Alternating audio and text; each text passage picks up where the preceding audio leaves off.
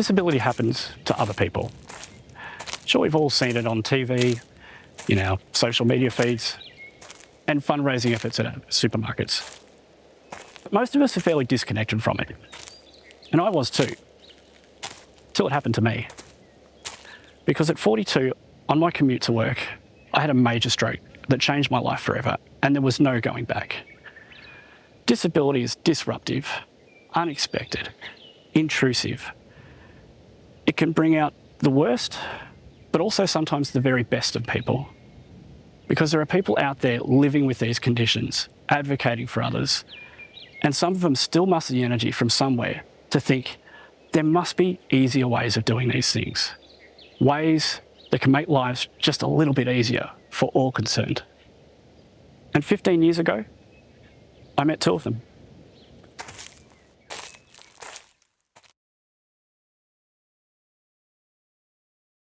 The story of many startups often begin in the hustle of Silicon Valley, or even as the brainchild of some passionate university students. They start with hard discussions and build success with honest ones. Pletly's story begins in a small town in southern Norway, and the two co-founders, Marius and Jeanine Matheson, were no strangers to both types of conversation, beginning with the introduction of Jeanine's intellectually disabled 6-year-old daughter.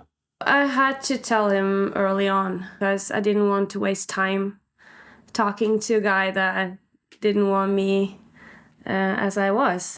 It's pretty scary because you don't want the rejection because you like the guy you're talking to. But at the same time, I couldn't waste any time talking to him even more and fell in love and I get emotional. Yeah, and if he doesn't want my life, so I just had to. Being the person I am who likes to deep dive into things and do the proper research and everything, Googled and tried to make myself familiar with the situation and the diagnosis, but it was never a topic in my mind to be like, well, see ya. A lot of guys would have done that. You wrote a long message back after a while, though, but you wrote a long message back, so I was reassured that you wanted to talk to me still. I know enough about life to know that life is never perfect and it has its challenges. So for me, it was like, okay, let's figure out how that actually works in real life and how that would impact my life with you. It didn't take long before her daughter charmed me more than Jeanine sometimes.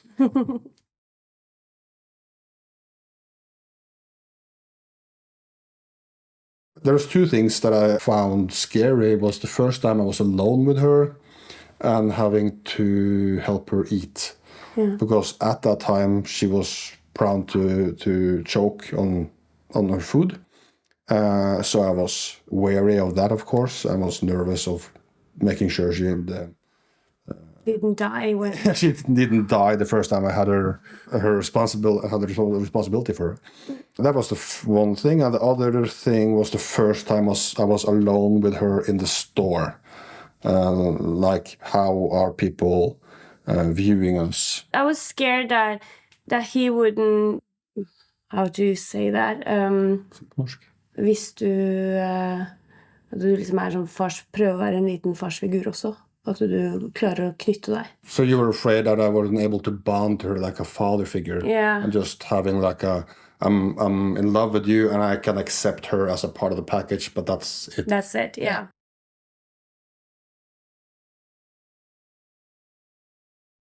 The first time there was nothing. It was like nobody noticed it. And at that time, our daughter was 6 years old, and you couldn't visually see immediately that she is intellectually disabled. It was first when she tried to communicate or made the noises it was apparent that she's not quote unquote normal. There's obviously some people who are curious and you get some looks. Now she's 19, so it's more obvious that she's disabled. What I usually often do is when she's communicating with me, I'm translating out loud before I'm answering her so people around understand the context. But you have experienced maybe. I experienced some when she was younger and had tantrums from kindergarten to home, and on the bus and stuff like that. And some looks and comments like, take control of your child. Now it's obvious because it wasn't obvious then. She was looking normal and she had the biggest tantrums if she didn't want to do what I said she had to. So, yeah.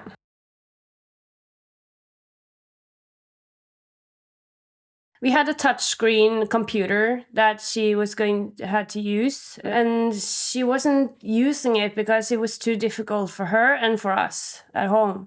The teachers also thought it was a big struggle to use, so they didn't use it as much as they should. Yeah, and the LCD touchscreen was not responsive, so when she was pressing, it didn't always work. And when you have like a patient, when you're like 6-7 years old, you are supposed to not have a lot of patience, but if you have intellectual disability on top of that, you for sure don't have any. And she couldn't sit still for 1 minute or so. They were in the kindergarten. I remember that they had to train her to sit still on the computer for this and this time. And it was like, today she was sitting 2 minutes, and they were applauding that. When we got an iPad, she could sit for hours without even registering us. Being an early adopter, I purchased the first generation iPad for myself, but I introduced it to our daughter. It was obvious that she picked up on it immediately, and the way the touch responsive was much better. She could have it in her lap on the couch, didn't need to sit in a chair in front of a screen.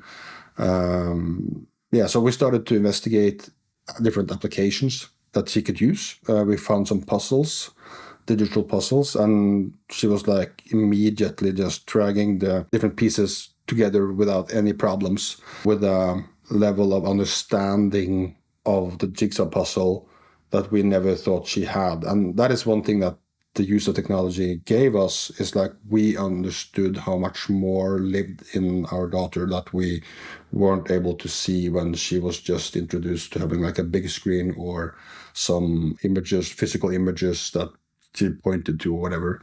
I'd also investigated what kind of assistive technology that was available in the market.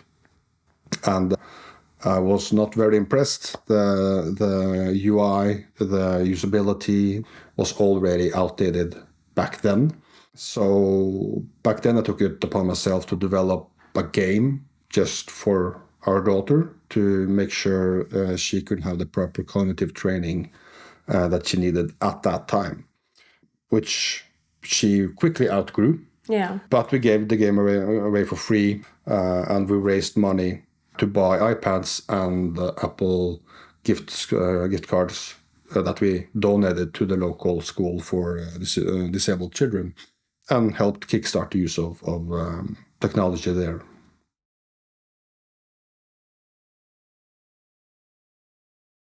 Well, it has been a discussion for a long time doing something for our daughter, but we thought that someone else would do it. Like, if we think about 12 years back, I thought that someone else would make something like this. And we have Facebook, we have Instagram, we have Snapchat, we have everything that we can communicate with, but they don't have anything. There's a lot of people before us that has done a great job with the best intentions. But there's also things in the market now that are marketed as something intuitive or something impressive and innovative, etc. But it should have been come to market 5 years ago.